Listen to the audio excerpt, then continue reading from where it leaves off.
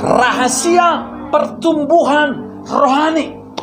Saudara bayangkan, untuk gereja menjadi bertumbuh, menjadi besar, jemaatnya harus bertumbuh. Kalau kita bertumbuh rohaninya, saya percaya jiwa bertambah. Gereja yang sehat pasti bertumbuh. Kalau gereja sakit-sakitan, tidak mungkin bertumbuh. Nah, pertumbuhan rohani setiap orang itu beda-beda. Betul tidak? Pertumbuhan rohani seseorang itu di dalam jemaat itu beda-beda. Ada yang dia pertumbuhannya cepat sekali, saudara. Ada yang tidak bertumbuh. Ada yang lambat sekali pertumbuhannya. Bahkan ada yang sama sekali tidak bertumbuh. Hadir enggak? Hadir, tapi tidak bertumbuh. Haleluya. Di dalam setiap gereja, jemaatnya, pertumbuhannya pasti beda-beda. Kenapa, saudara-saudara? Kenapa berbeda-beda? Ada yang baru gabung, wah dia sudah dipenuhi Roh Kudus, berbahasa roh. Dia sudah mulai aktif pelayanan, dia sudah bawa jiwa. Tapi ada yang menjadi jemaat sudah puluhan tahun, bayar perpuluhan pun tidak. Itu tidak bertumbuh, itu namanya lumpuh. Itu jemaat yang lumpuh. Puluhan tahun tidak ada perubahan dalam hidupnya. Tersinggungan, iya. Ke gereja sekali setahun, itu tidak bertumbuh. Pelayanan apalagi, tidak terbeban dengan pelayanan. Penyembahan apalagi, tidak mau penyembahan. Ketika menyembah, dia diam terus. Itu tidak ada pertumbuhan, saudara. Saya membayangkan gereja kita, saudara, ke depan, gereja yang hidup, gereja yang agresif, gereja yang aktif, saudara. Pertumbuhan setiap jemaat itu berbeda-beda, saudara. Kenapa? Ada dua unsur penting dalam pertumbuhan. Sebenarnya hanya ada dua unsur dalam pertumbuhan. Unsur yang pertama adalah benihnya. Dan unsur yang kedua adalah lahannya, tanahnya. Dua unsur penting dalam pertumbuhan. Yang pertama benihnya, yang kedua lahannya atau tanahnya. Jadi harus di cross check, harus dicek. Benihnya ini masih bagus enggak? Benihnya ini sudah kadaluarsa apa enggak? Benihnya benih unggul apa tidak, saudara-saudara? Kalau benihnya sudah kadaluarsa, ditanam pasti tidak tumbuh. Betul tidak? Kalau di rumah ada jagung, kemudian ternyata sudah lama jagungnya mau ditanam, ternyata sudah berlobang di dalamnya, ditanam, itu tidak tumbuh. Kenapa? Karena benihnya bukan benih yang unggul, tidak berkualitas, sudah kadaluarsa, saudara-saudara. Benih unsur yang paling penting dalam pertumbuhan. Amin. Yang kedua, lahan atau tanah. Tanahnya bagus apa tidak? Tanahnya berbatu-batu atau tidak? Tanahnya berduri atau tidak? Tanahnya gersang atau tidak? Tanahnya berpasir atau tidak? Ini harus dua-duanya harus dicek. Kenapa tidak terjadi pertumbuhan? Amin. Kenapa tidak terjadi pertumbuhan? Benihnya atau tanahnya? Nah, kalau benihnya bagus, berarti tanahnya bermasalah kalau tidak tumbuh, ya. Kalau tanahnya bagus, benihnya tidak bagus, tidak tumbuh. Kalau salah satu di antara dua ini gagal, pasti tidak terjadi pertumbuhan. Haleluya. Dua-duanya harus sama-sama bagus. Benihnya bagus, tanahnya juga harus bagus. Harus dicek dulu ini, saudara. Saudara, Saudara bertumbuh apa tidak? Jemaat-jemaat di sini bertumbuh atau tidak? Kenapa tidak bertumbuh?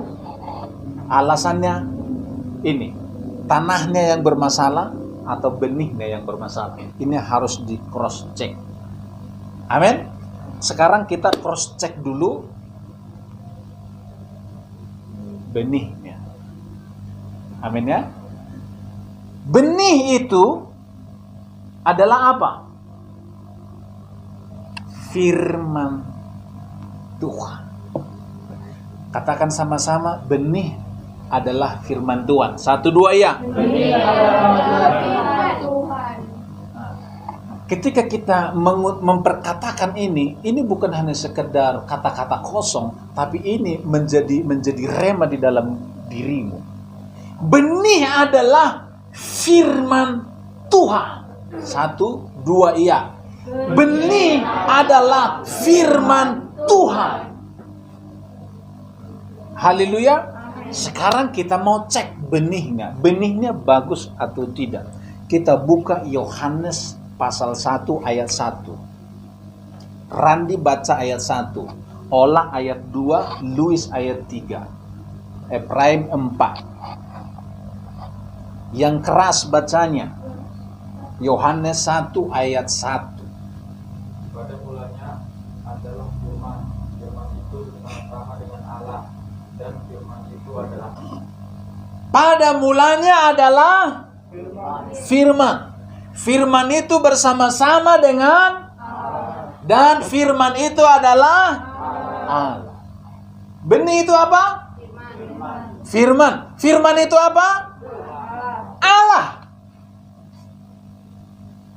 Katakan sama-sama, firman itu adalah Allah. Katakan lagi, benih itu adalah Allah. Benih itu adalah firman Allah. Benih itu adalah firman Allah. Amin. Ayat yang kedua. Ia pada mulanya bersama-sama dengan Allah. Firman itu bersama-sama dengan Allah. Artinya apa? Firman itu manunggal dengan Allah. Bahkan firman itu adalah Allah sendiri. Firman dengan Allah tidak berpisah. Tetapi firman itu dengan Allah manunggal menjadi satu. Dan ayat yang ketiga adalah segala sesuatu yang ada itu diciptakan oleh firman. Jadi firman itu mencipta. Amin. Firman itu punya kuasa. Firman itu berkuasa. Kenapa? Sebab firman itu adalah Allah. Firman itu mencipta. Segala sesuatu dijadikan oleh firman. Amin. Segala sesuatu dijadikan oleh firman. Dan tidak ada yang tidak dijadikan oleh firman. Ayat 4. Efraim. dalam dia ada hidup, dan hidup itu adalah terang manusia. Di dalam siapa? Dia.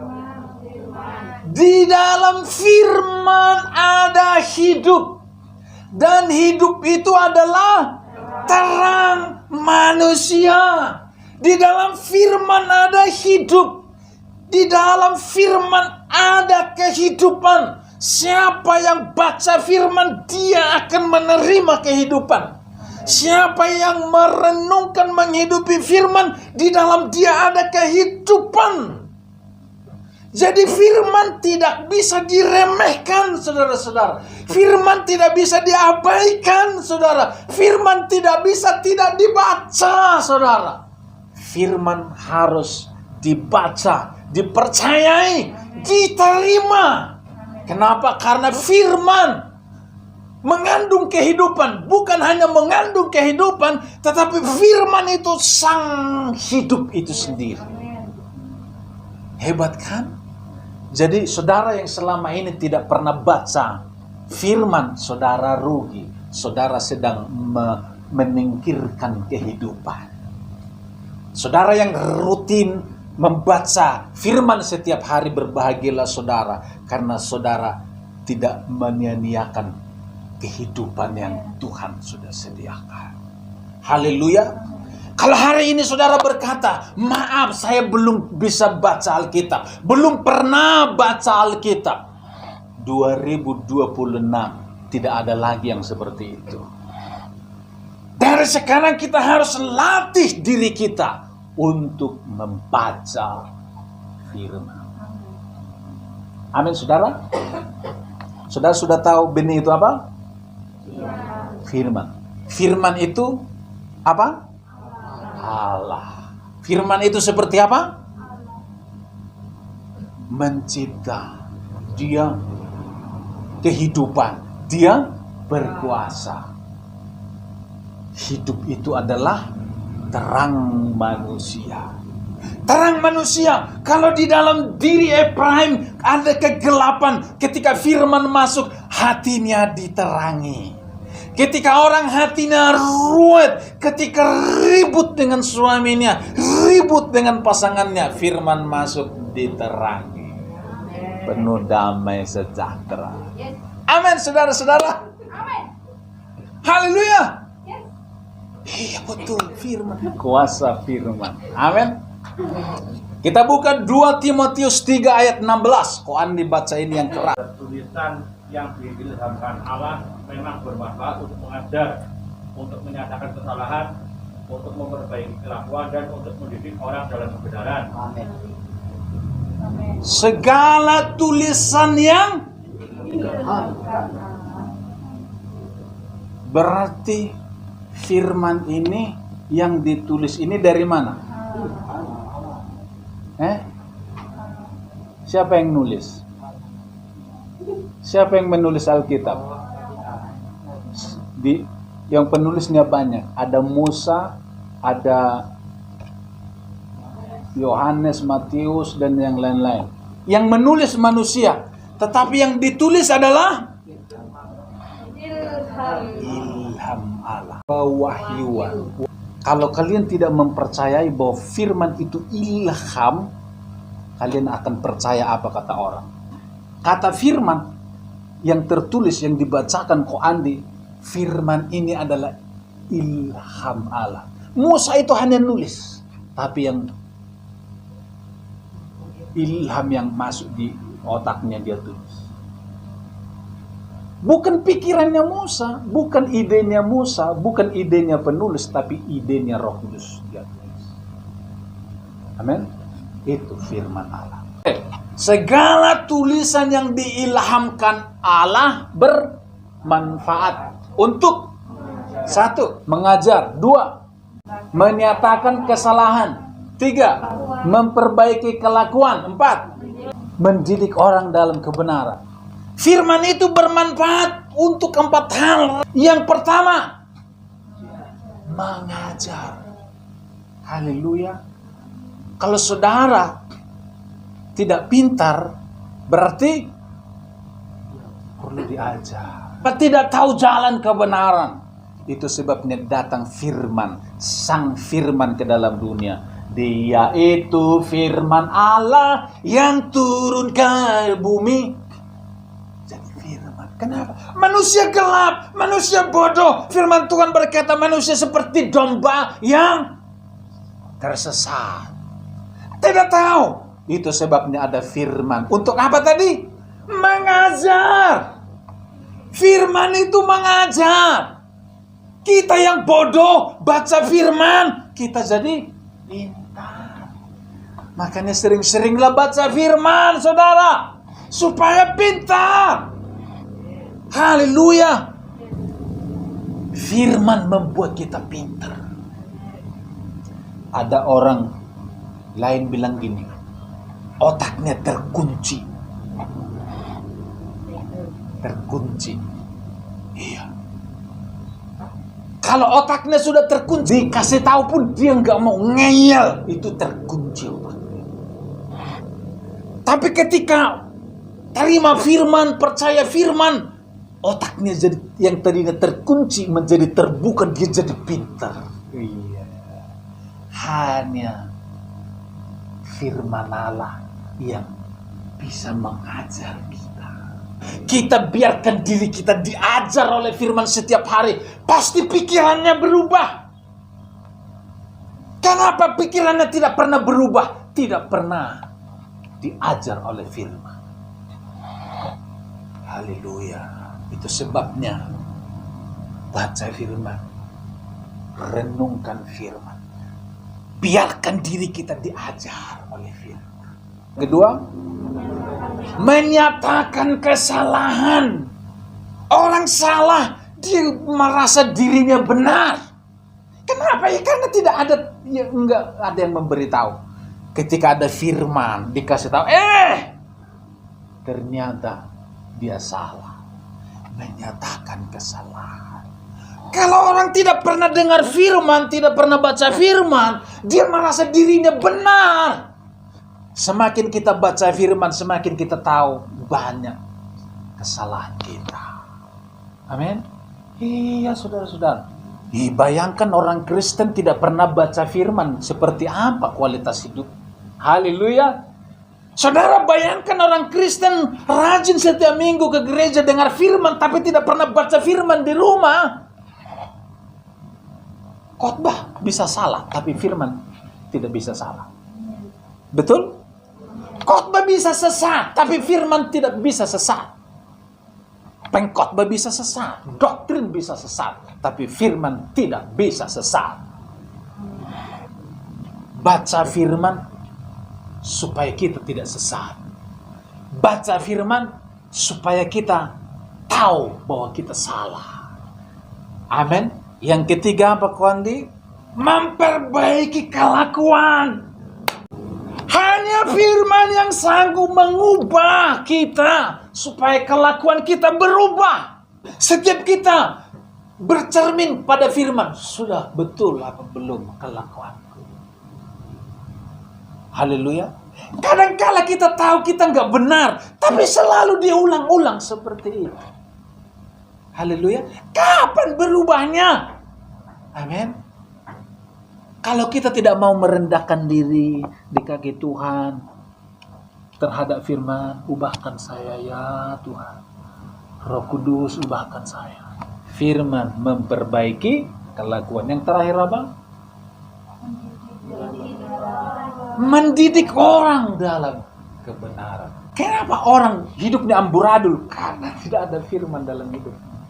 Orang tua, ajar anakmu baca firman. Ketika anakmu masih muda, didiklah dia. Ketika masih kecil, didik. Kalau sudah besar, dia yang mendidik kita. Diancam orang tuanya. Aku minta uang, Ma. Aku minta uang, Pak. Gak ada uang. Tendang. Minta uang, Pak. Kita sudah tua. Loh, dia bilang nggak ada uang ya Pak, nggak ada uang. Pah, gitu. Kita bisa terjadi, bisa. Bukan tidak bisa, bro. Kenapa? Dari kecil tidak ada firman dalam hidupnya. Jahat. Ketika kamu duduk ngomong firman, ketika kamu berdiri, tengkurap, apa lagi? Omongin firman. Orang Yahudi itu, kenapa mereka begitu kuat terhadap keyakinannya? Firman ditanamkan. Kita orang tua masih ada nggak di rumah? Yuk kita baca firman sama-sama, berdoa sama-sama. Siapa yang paling pertama melawan? Istri, anak, suami. Kalau suami bilang, ayo kita berdoa, siapa yang pertama kali melawan? Istri bisa lemah nggak? Suami bisa lemah nggak? Kalau dua-duanya lemah, anak masih ada. Kalau istri lemah, suami bilang, yuk kita berdoa. Kalau suami lemah, istri yang bilang, Pak, kita berdoa. Kalau dua-duanya lemah, anak bilang, ayo Pak kita berdoa. Anak jangan diam aja. Firman itu hebat, berkuasa. Kenapa orang bisa selamat? Karena dengar Injil. Amin. Jadi firman ini dahsyat. Dahsyat. Hari ini kita sudah meng-cross check tentang benihnya. Benihnya bagus nggak? Iya. Firman nggak ada cacatnya sedikit pun. Benih yang ada ini bukan benih sembarangan, benih unggul berkualitas, benih yang hidup, benih yang berkuasa. Ini mengubah kehidupan. Kalau hidup kita tidak berubah, bukan dia yang salah.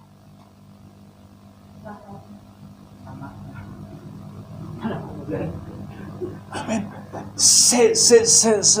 Sebejak-bejaknya orang, firman berkuasa bisa ubah. Tapi kenapa tidak ada perubahan? Bukan itu yang salah. Amin. Tapi itu sudah pasti hebat, berkuasa. Berarti ini yang perlu dibetulkan di sini. Yang jelas hari ini kita sudah tahu benihnya, benih yang berkualitas. Saudara yang di rumah, kita semua harus diubah oleh firman. Harus diubah oleh firman. Saudara sudah mulai tertarik untuk baca firman? Rugi kalau tidak baca firman. Rugi. Baca firman bukan lagi disuruh-suruh. Baca firman seharusnya menjadi kebutuhan setiap orang. Kalau engkau baca, engkau terima kehidupan. Engkau baca, hidupmu diubahkan. Engkau baca, engkau dahsyat. Mari kita datang, Pak.